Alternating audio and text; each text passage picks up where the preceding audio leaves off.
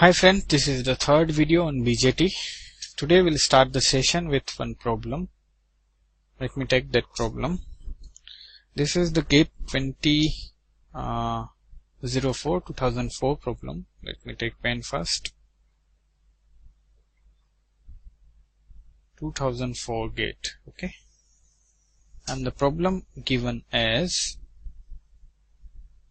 1K. Here the voltage is 3 volt, like this. Here the current is IB, like this given. The current in this is given IC, perfectly fine. Now the question is, and they have given 4 options also.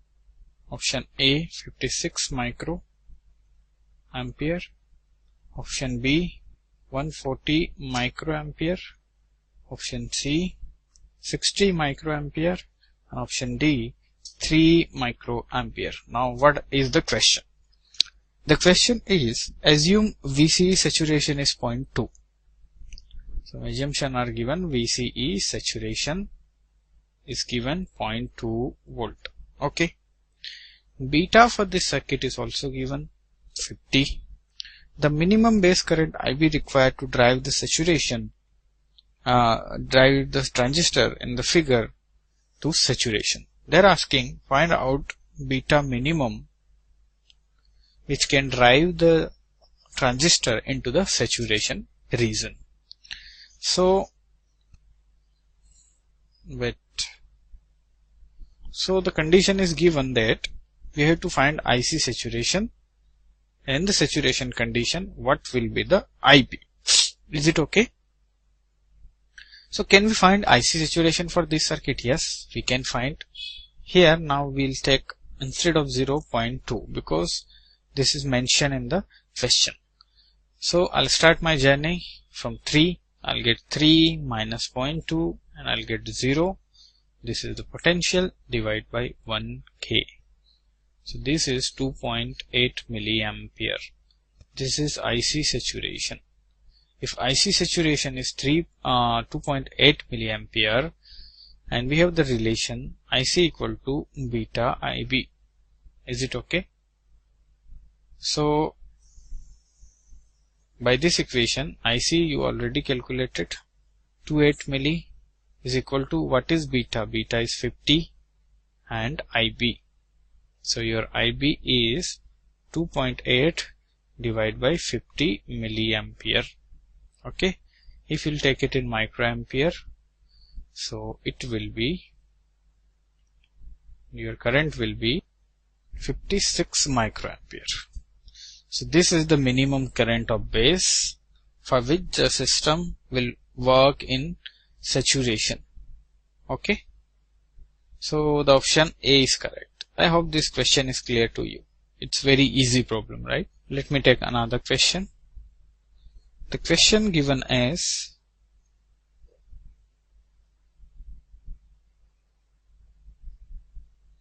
simple BJT, base, emitter and collector. In the collector the current is IC. In the base the current is definitely IB. Is it okay? And beta DC is nothing but the current gain, as you know, because beta DC is nothing but IC by IB. This is kind of current gain. Output is IC, input is IB, right? This is current gain, as you know. Is it okay? Now the question is, if the transistor in the figure is in saturation, this transistor shown in the figure is in saturation. They have given this saturation. This is working in saturation. Now you have 4 options. Option A is IC is always equal to, option 1 is IC should be equal to beta DC of IB. Option B is IC is always equal to beta DC of IB minus of. Option C is IC should be greater than beta DC of IB, option D is given. IC should be less than beta DC of IB. Now tell me which option will be correct. If you remember how to find the region of operation, in which we discussed 3 steps. The step first was to find out the IC saturation. Okay. In the first step, you find IC saturation there. Okay. The first step was over. In the second step, you find IC active. IC active. And IC active is nothing but beta IC. Beta IB. This is beta IB. Okay. So you found in the first case IC saturation, in the second case you found IC active. In the third case you compared. In the case first, if IC saturation is greater than IC active, means the transistor was working in active region. Why active region? Because IC saturation is greater than IC active. So it was working in active region. But if IC active was greater than IC saturation, this is faulty condition. This can't be possible with BJT. Why? Because IC saturation is the max current. No current can exceed to IC saturation. So in this condition, the condition was the BJT is working in saturation region. So condition was IC saturation should be less than IC active. So option D is clearly saying that IC is less than beta DC. This is active current, right? IC active. And this is saturation because they have given. And the condition is fulfilled. So option D should be correct for this. Is it clear to you? Let me take the next problem. And the problem is given, very simple problem. 10K of resistance or resistor connected in series with 10 volt battery. So where is the transistor? Here is the transistor. This is 1K connected like this, grounded, perfectly fine. Over here I have 2 volt and the circuit is closed. And the question is, let me erase it, it's not looking good. So the question is, for the BJT circuit shown, assume that the beta of the transistor is very large. You have to assume that beta is very large because beta is not given over here. And VB is 0.7 over here. The drop is given in the circuit question, and that is 0.7. The mode of operation of the BJT. The question is mode of operation. Find out mode of operation. This is your question. Okay. The same thing. 4 options are given for this. Cutoff. Option B, active. Option C, saturation. And option D, reverse active. Reverse active. Okay. This is very interesting problem. And this is GATE 2007 problem. 2 marks problem. Okay. So simply they are asking cutoff, active, saturation or reverse, and they are giving 2 marks. Why they are giving 2 marks to us with this simple question? Right. So we have to do something. See, they have given beta is large. What it means? If beta is large, it means IB is 0.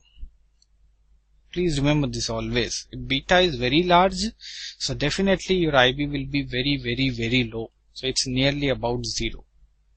Is it okay? The relation between beta and IB is, IC and IB is this. IC is always in terms of milliampere and something. Okay, fine. Beta is very large and IB is over here. Beta is very large. Very large means take it infinity. If this is infinity, IB will be 0. So it will be our assumption when beta is very large, you have to assume IB is 0. So in case if IB is 0, and what is relation between these three currents? Wait a minute. Between these three currents, IE is equal to IB plus IC. IB is 0. So IE is 0 plus IC. So it's IC. Now you are having IE equal to IC. So when beta is very large, IE will be definitely equal to IC. Okay. So let me write over here also.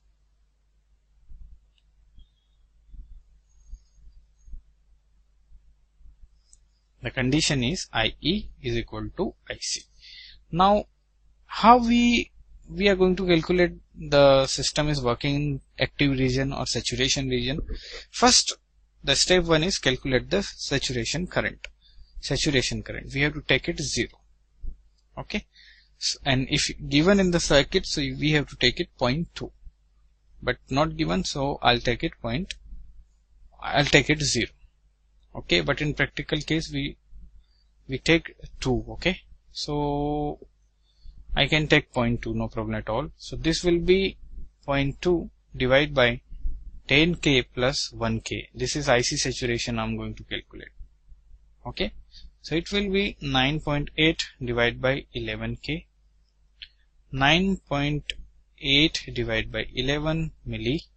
So it will be 0.9 and something milliampere, nearly about the current is. Is it okay? IC saturation is done. Now how you calculate IC active? IC saturation is over.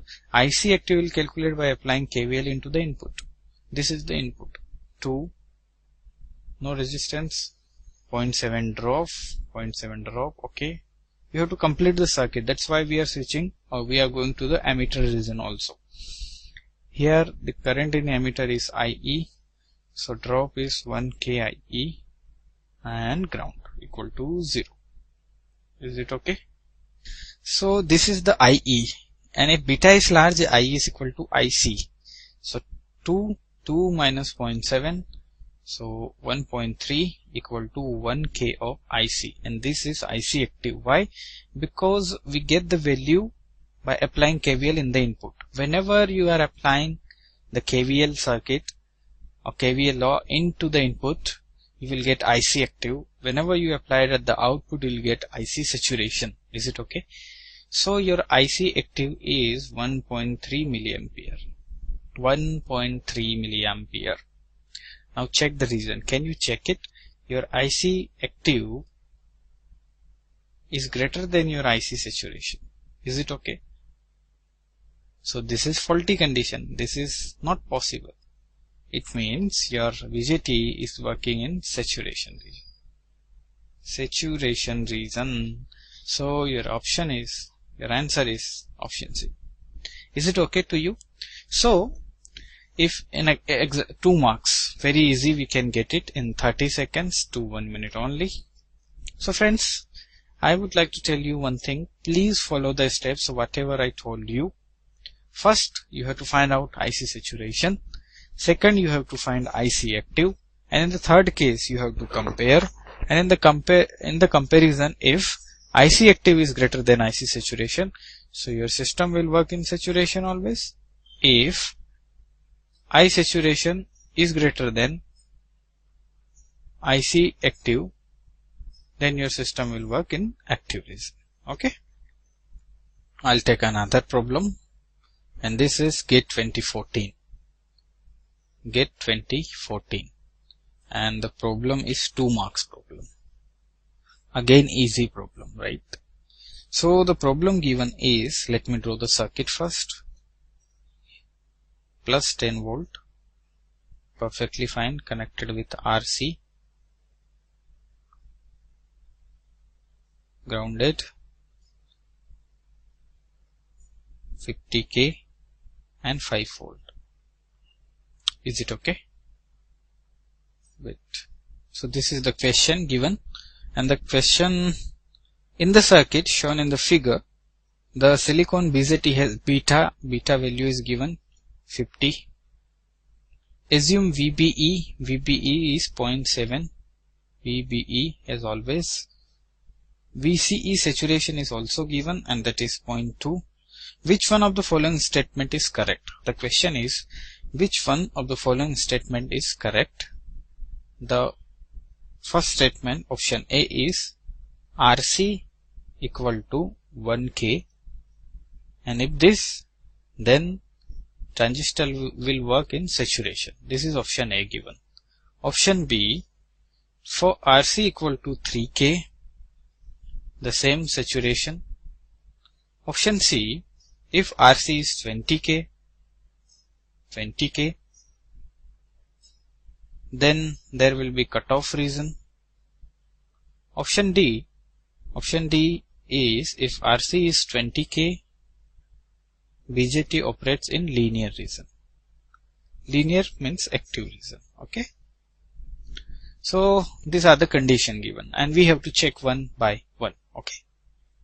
This is the circuit given over here, and the values beta, VB, VC is given. The question is, the circuit will be in saturation if RC equal to 1. It will be in saturation when RC equal to 3K.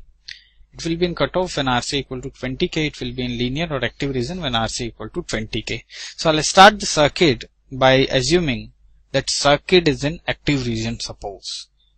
Let me erase this portion now. Okay, let it be like this, no problem.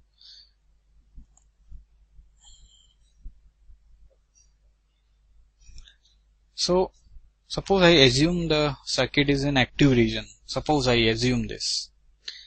If this is an active region, the circuit is in active region, I have to find the values by applying the VBE and beta in the input.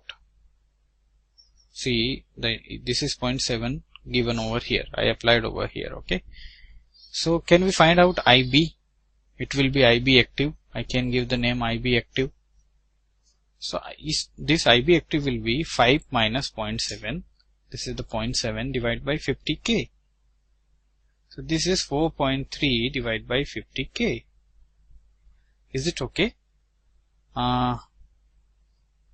So it will be nearly about 86 micro ampere. Okay. If you calculated IB active, can you calculate IC active? IC active. You can calculate IC active, yes.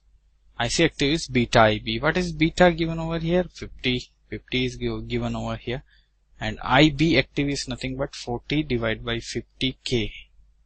So this is 43 milliampere. So you calculated IC active, means current here is 43 milliampere. Okay. Now, the interesting thing over that we have to calculate RC.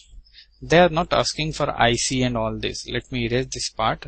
Then I'll come to the point. This part is done.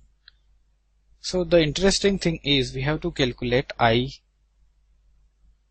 have to calculate RC over here, right? So suppose RC is something, we'll assume by option only. Okay. Let me take pen first. See, over here, which diode is given over here? Collector to base diode is working over here, right? Okay, let me see for saturation. If I'll talk about saturation, for saturation, I have two junctions, right? Emitter base junctions and collector base junction. For saturation, the emitter base junction should be forward bias. Collector base junction should be forward bias. Is it okay? But if you are in active state, your EB should be in forward bias, your CB should be, collector base should be in reverse bias. So we'll check the condition. According to this, we'll find the RCC. Now, we are having two options to select the RC. We may select 1K, we may select 3K or 20K. Okay. Suppose I'm choosing 1K. RC is 1K suppose.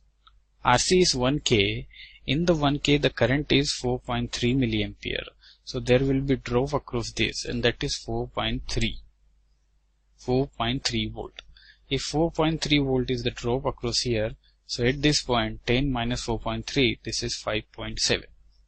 5.7, this is the 5.7. Let me draw this unnecessary thing so it will be clear to you. This 50k is gayab. Okay, everything is gayab from the circuit. So let me draw it again. Okay, like this. This point at 5.7, here is the diode, like this. Here is the diode. Okay. Remember in first class I mentioned these two diodes. If this is collector, this is emitter, and if this is base, and you have chosen NPN, N, P, N. So this is two diode circuitry like this, like this. Okay, this is the anode part of the diode because base region is P type. So here also I am using the same symbol in same direction. Now my condition is, this is collector, this is base. If this collector base junction is in forward bias, and I have diode over here also. Okay. See, this is base and this is emitter. Okay. So check the condition of this. This is forward bias or reverse bias. Here it's a 5 volt and something. Definitely after some drop it will be positive, but this is grounded. So this will be in forward bias. So you can see the emitter base junction is in the forward bias region. So we are getting it into forward bias also, we are getting into saturation. In the both case this condition is okay. This condition is okay. But we have to check the reverse bias condition or the collector base condition. Come to this. If this is 5.7, if this is 5.7, and obviously this will be in reverse bias condition. Is it okay? This will be definitely in reverse bias condition because 5.7 is greater than 5 over here. So the reverse bias condition is coming into active region. So the condition of this entire circuit is the emitter base junction is forward bias and collector base junction is reverse bias for RC equal to 1. RC equal to 1K.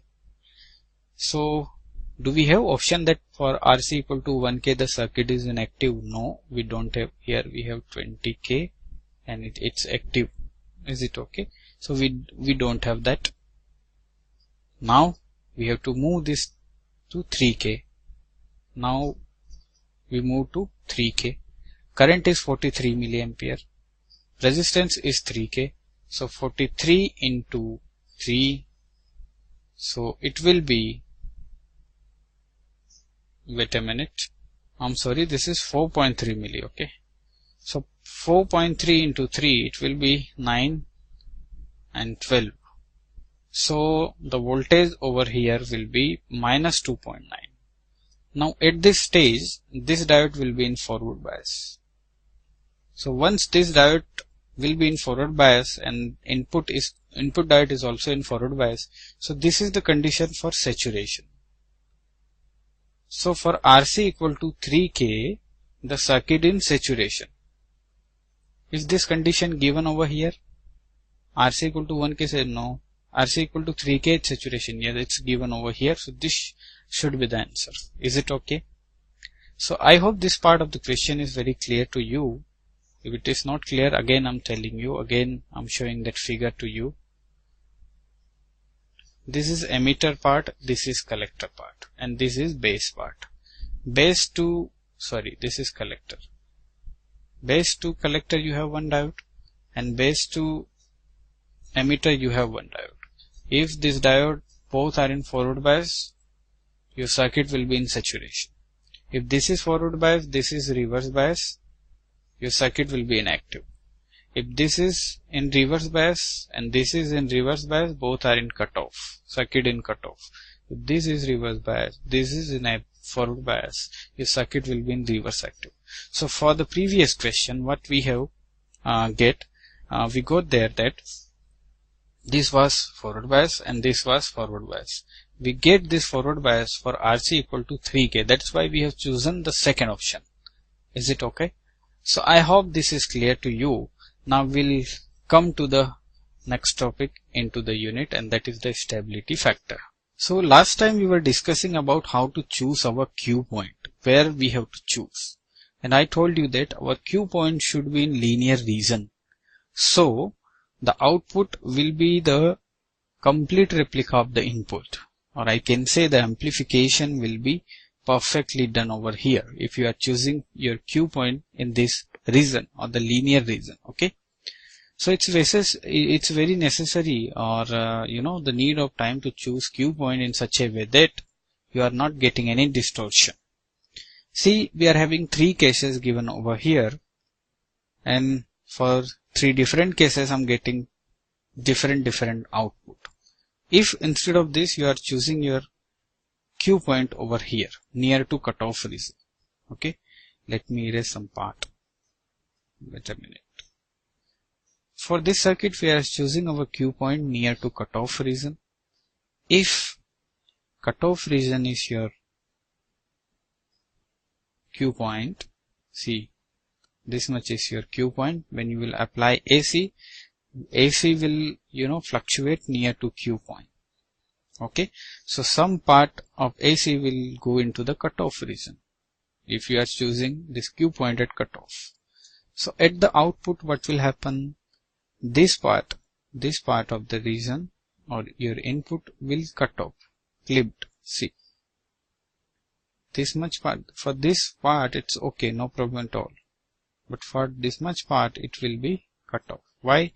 Because when you are considering your Q point near to cutoff region, some part of the input is going into the cutoff.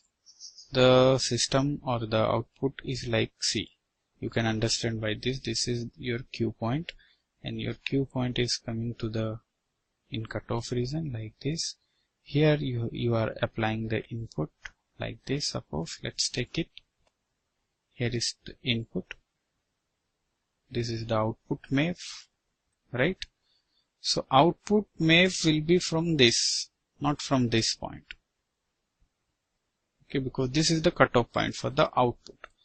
So in this case, for this positive half cycle it will come over here, but for negative half cycle this much of the portion will cut down. Okay, let me show it in the fresh page. See, what I'm saying is, you have chosen your Q point in cutoff, near to cutoff region. This is the cutoff of transistors, okay, and here you choose your Q point. And I told you that if you are applying AC to the BJT, the AC will fluctuate, or the output will fluctuate near to Q, right? And this is your input you are applying. Here you apply to your input. This is input part, positive half cycle, negative half cycle. Okay, what is the output mapping? Output mapping is like this. So this is your cutoff region for output, so output mapping will be up to here only, not up to here. This is your output mapping. Now how the waveform at output will be? For this entire positive half it will be mapped at output, no problem at all. What about this? If you want to map this negative also, it will come up to this line, but after this line your transistor is in cutoff. At the output stage you are not getting this portion. This is the complete cutoff region for your transistor. Is it okay? So you are getting distorted waveform. You are applying input, perfectly fine waveform, but at the output you are getting distorted waveform. So this is the drawback. We can't choose the Q point near to cutoff. Okay, let's come to the point there. Wait a minute. So if you are choosing your Q point near to cutoff, you are getting distorted output. Your output is distorted. We can't choose it. What if you are getting your Q point near to saturation? Near to saturation, if you'll get, again you will clipped your input, but this time positive half will be clipped. In the cutoff region, we clipped our negative part. In the saturation region, we'll get clipped our positive part or positive half. So we can't choose Q point near to saturation. We can't choose Q point near to cutoff. So where we have to choose? It is best to choose Q point at the middle of the load line. And you know about the load line. For the output circuit, if output characteristics I'll talk about, that load line will be drawn in between VCE and IC. Okay. At this point, the VC will be max. At this point, the IC will be max. And the Q point will be the mid part of this line. When this is the mid part, so in this case, there will be no distortion. We'll get complete output. See over here, this entire thing is mapped over here without any distortion. So for the better amplification, your Q point should be at the middle of the load line. If the operating point is selected in the middle of the active region, and it should be in active region. This is active region, right? This portion is active region or not? This is the saturation region, this is the cutoff region, and this is active region. Okay. If the operating point is selected in the middle of active region, then there is a no clipping, and the output follows input faithfully as shown in the figure. Is it okay? You can see over here. If input is large, then clipping at both sides will be take place. If input is very large, if your input is very large kind of, so you'll get clipped at upper stage in the positive half also, in the lower stage in the cutoff region also. Okay. So the first circuit for biasing the transistor is CE configuration is fixed bias. We have seen the fixed bias. These were the details we were discussing over fixed biasing. Is it okay? What is next? Stability factor. This is the very important point as per the the output characteristic is concerned, because we have to choose the Q point perfectly. So there we need to discuss about the stability factor. The operating point can be made stable by keeping IC and VCE constant. Why? Because your Q point is drawn on the load line, and load line is drawn in between VCE and IC. So this load line is affected by IC and VCE or not. So if you'll choose VCE and IC constant, we can control this Q point position, or we can locate the Q position. The position of Q is in our hand. Okay. So the operating point can be made stable by keeping IC and VCE constant. There are two techniques to make Q point stable. The first one is stabilization techniques, and second one is compensation technique. In the first the stabilization technique, resistor biasing circuit are used, which allow IB to vary so as to keep IC relatively constant with variation in this is beta, ICO and VBE. Okay. What is the point? If you want to keep your Q point at particular position, or I can say you want to keep it stable, what you have to do is you have to keep constant IC and VCE. This is your task. How you can keep IC constant? There is a variation in IB. There is variation in IB, and IC is also function of beta. It is dependent on beta. It is dependent on load variation also. It is dependent on VBE also. See. So we have to keep constant all these parameters, then only we can keep constant to IC. And once you keep constant to IC, your Q point is stable. If your Q point is stable, you are doing amplification very perfectly, right? So to keep this beta constant, this IB at certain level, this RC at certain point, you need different biasings, like fixed biasing, potential divider biasing, collector feedback, emitter resistor, like this. So many we'll discuss about this. So I think this point is very clear to you why we are doing biasing. Biasing we are doing to control these parameters mainly, because once you control these parameters, you can control IC. Once you control IC, your Q point is stable. Your Q point is stable, your amplification is perfect, right? So to compare different biasing circuit, stability factor ACE is defined as the rate of change of collector current with respect to ICO.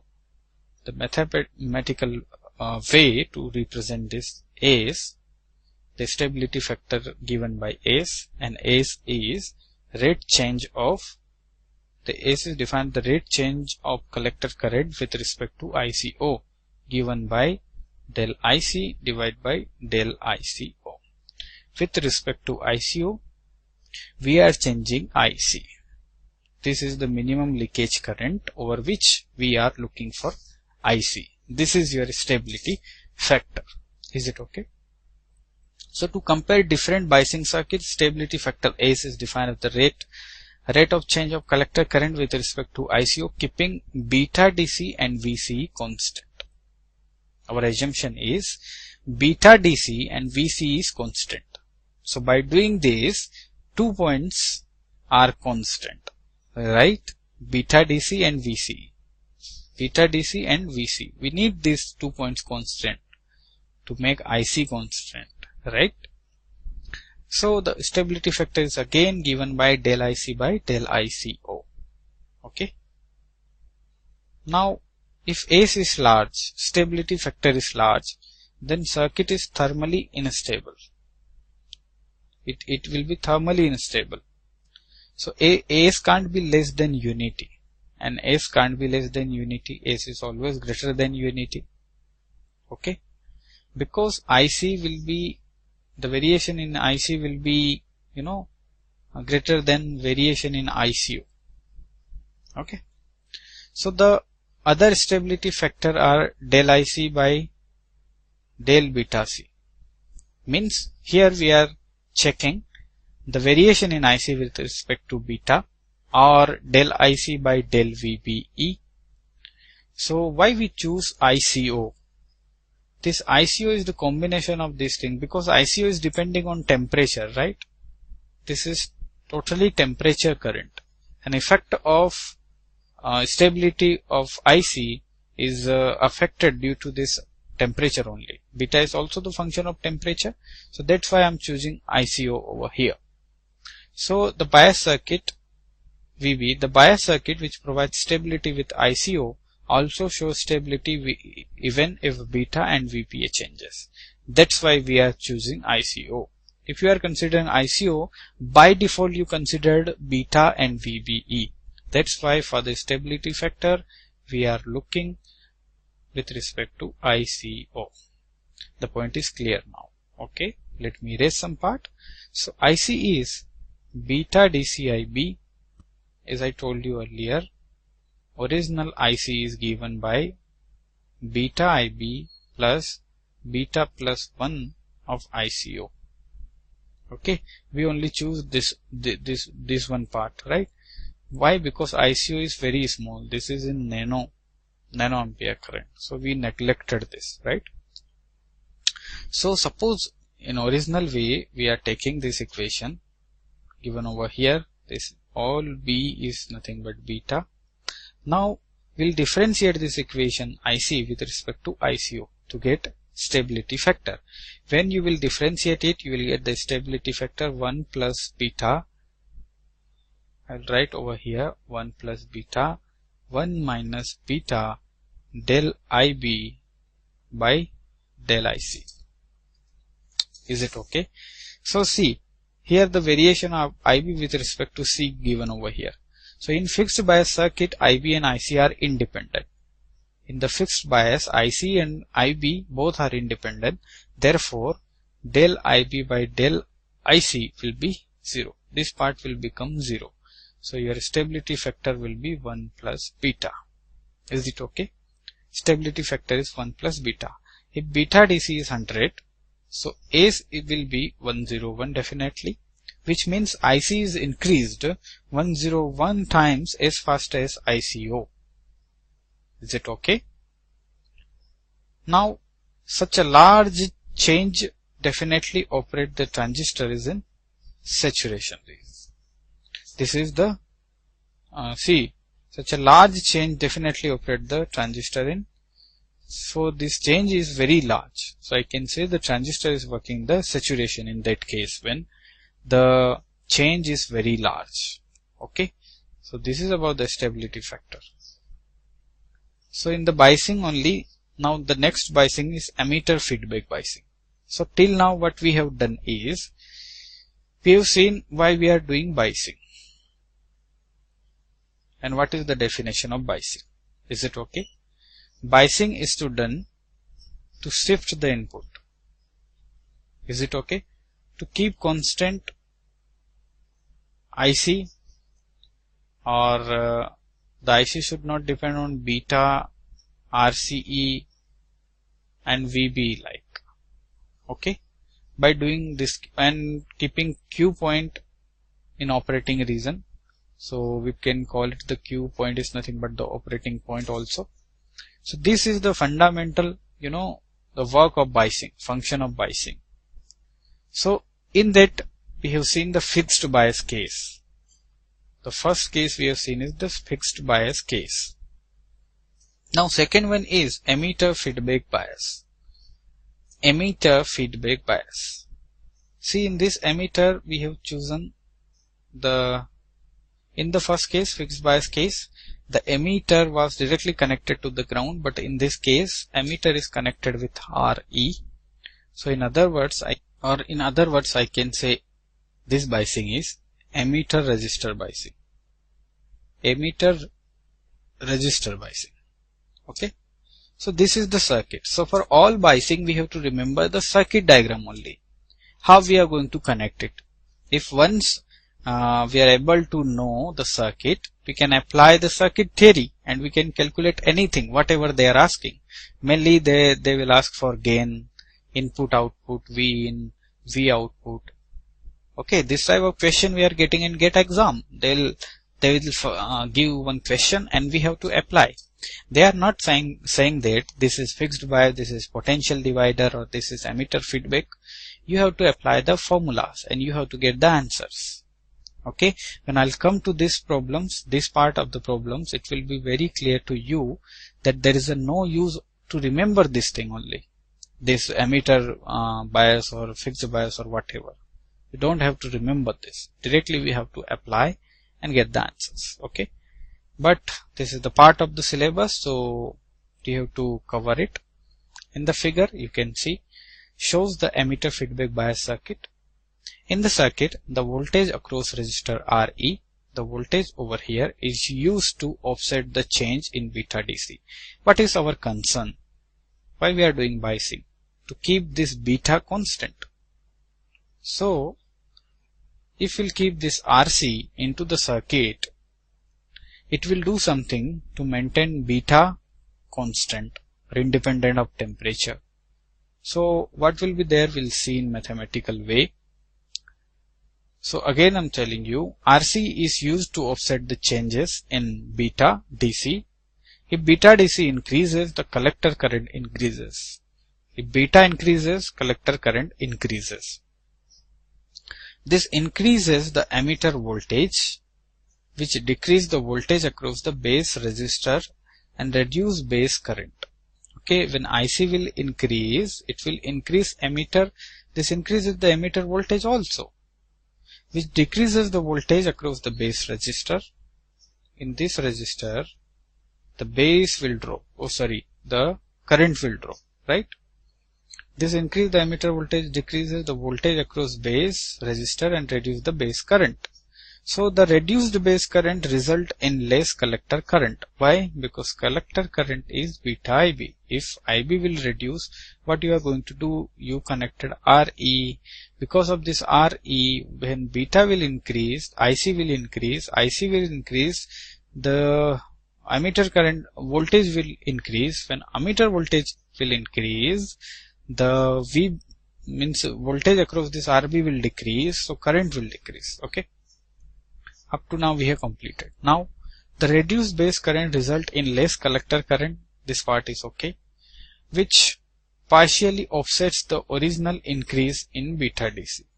So this thing will partially, offset the original increase in beta DC.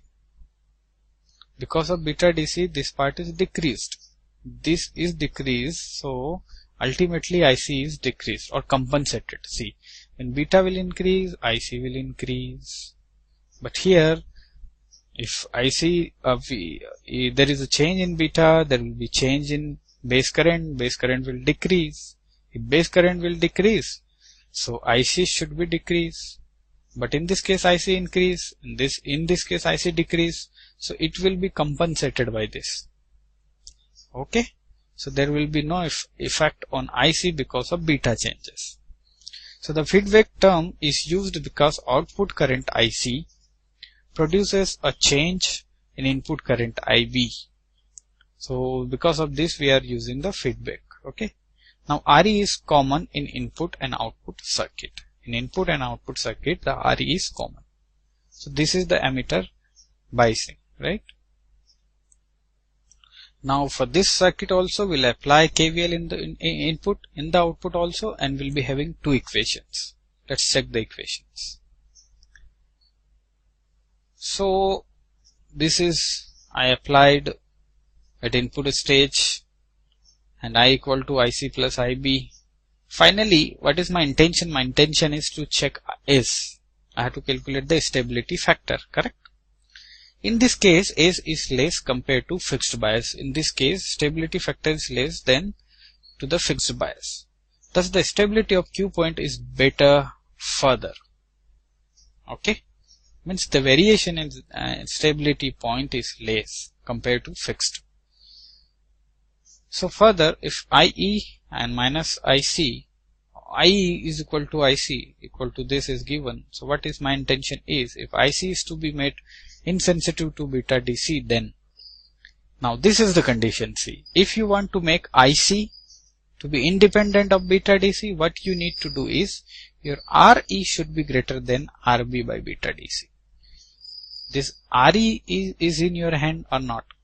So how to choose this RE? This RE should be greater than RB divided by beta DC. RB is given in the circuit. You can see in the circuit RB is given over here. So if you want to make, first I'll tell you one thing. If you are choosing emitter bias circuiting or emitter biased feedback, emitter resistor feedback bias, you can say you are choosing this. What you need to do is, what is your intention? Why you are choosing is, your intention is to make IC not dependent on beta or change in beta, right? This is your goal. So if you want to do so, what you need to do is, you need to choose RE very large to RB and divide by beta DC. Okay. Whatever RB value is there, divide by beta DC, whatever value you are getting, your RE should be greater than that value. Then this will be perfectly amplifier. This will work as a perfectly amplifier, or no distortion you will get at the output. Are you getting me? So RE can't be made large. So this is another restriction. RE can't be made large enough to swamp out the effect of BJT-3 without saturation the transistor. So it has its own limitation. So we'll come to the next one, and that is the collector feedback biasing. In this, the collector is feedbacked like this. Is it okay? In this case, the base resistor is returned back to collector. This base resistor is returned back to the collector as shown in the figure. If temperature increases, beta DC increases definitely. This produces more collector current. Collector current will increase because we have seen this. If temperature increase, beta increase. If beta increase, collector current increase, right? So up to here we completed. Now as IC increases, collector emitter voltage decreases. Now collector emitter volt will decrease or not? VCE will decrease, definitely it will decrease, because the maximum drop will go to the load part. So VCE will be very less, so VCE is going to decrease. So it means less voltage across RB. Yeah, perfectly fine. and cause a decrease in base current, this decrease in IC, and compensating the effect of beta DC. So in this case also we are compensating the effect of beta DC. What is going on? Temperature increasing, beta increasing, IC increasing, VC decreasing. If VC is decreasing, the base voltage is decreasing because of IB decreasing. If IB is decreasing, collector current IC will also decrease. So in this case, this will be compensated by this. Increase and decrease. Finally, compensated at the constant level. Okay. So RB cause a decrease in base current, this decrease IC, and compensating the effect of beta DC. So I hope this point is clear to you. Okay. So here also what we are going to do, we are choosing the biasing circuit in such a way that your IC should be constant, because for the better stability or amplification we need to keep constant our IC, right? Come to the next. Here is the calculation given for this circuit also. You applied at output stage, you are getting something, and finally you are getting del IB by del IC, and this is the formula for S. And finally what you are getting is, it is better as compared to fixed bias circuit. Further, IC is given by this. Circuit is still sensitive to changes in beta DC. See, beta DC part is coming. This IC, what we need to keep constant IC. IC is VCC, VB, RC. So here also the beta part is coming over here. When beta increase, this will decrease. When this will decrease, this entire part, the IC will increase, right? So the advantage is only two resistors are used. The advantage of collector feedback is the resistance are reduced. Okay, so power consumption will be less. Power rating will be good for collector feedback. Is it okay? Now we are having voltage divider biasing also. This one is very important. So how to do this? See, in the voltage divider biasing, there will be two resistances connected in this way, R1 and R2 over here from base. This is VCC, this is collector current or collector resistor C, E and B. In the voltage divider we are using RE also. If we will consider this much part only, it's collector feedback. If we will consider this one also or resolve it, it will become fixed bias. This is the mixing kind of thing, right? So I need to come with equivalent model of this. Equivalent model means when you will do the DC analysis of this, R1 and R2 will be in parallel. So this R1 and R2 will be parallel, so I'll become with the resultant. So the resultant RB will be R1 parallel with R2. And the formula is R1 R2 divided by R1 plus R2. Is it okay? This is your RB. And you have to calculate voltage across this also. That will be your resultant. What you are doing? You are finding the resultant of this or Thevenin equivalent of this. Up to here I can say. Okay. So now this voltage will be R2 into VCC divided by R1 plus R2. This will be the voltage over here. Now this your outer circuit is same as the previous one. See, same as this one only. Everything is same. No changes over here. But your input part is modified. What we did, we take the equivalent model of this. Okay. So what will happen with this? Here also, this is the Thevenin you applied at the input stage and you are getting this. RB is the effective resistance seen back from the base terminal. This RB is the effective resistance. Okay. So you applied input KVL equation. So you are getting this. From this equation, you have to check del IB by del IC, because in our fundamental formula is we have need of this IB by IC. So this del IB by del IC is nothing but this. You have put in the S. So what you are getting is, again you have to make it independent of beta DC. So your RB by RC, where is it? RB by RC or RB by RE you can take it. What will happen, you know? When RB by RC is going to 0, then stability factor is going to 1. Is it okay? But when RB by RC is going to infinity, the stability factor is going to 1 plus beta. In this case, right? So I'm telling you again, these biasing circuits are not very much important. You have to see that this is the biasing, because in the problem portion we'll apply the circuit theorems and the circuit ideas, and we'll get the answer, right? So in this case, the smaller the value of RB, the better is the stabilization, but S can't be reduced by unity. This is the resultant effective, right? Hence IC is always increases more than ICO. If RB is reduced, the effective resistance of base, then current drawn from the supply increases. Perfectly fine. Also, if RE is increased, then to operate at the same Q point, the magnitude of VCC must be increased. In both the cases, the power loss increased and reduced H. Right? Oh, let me tell you.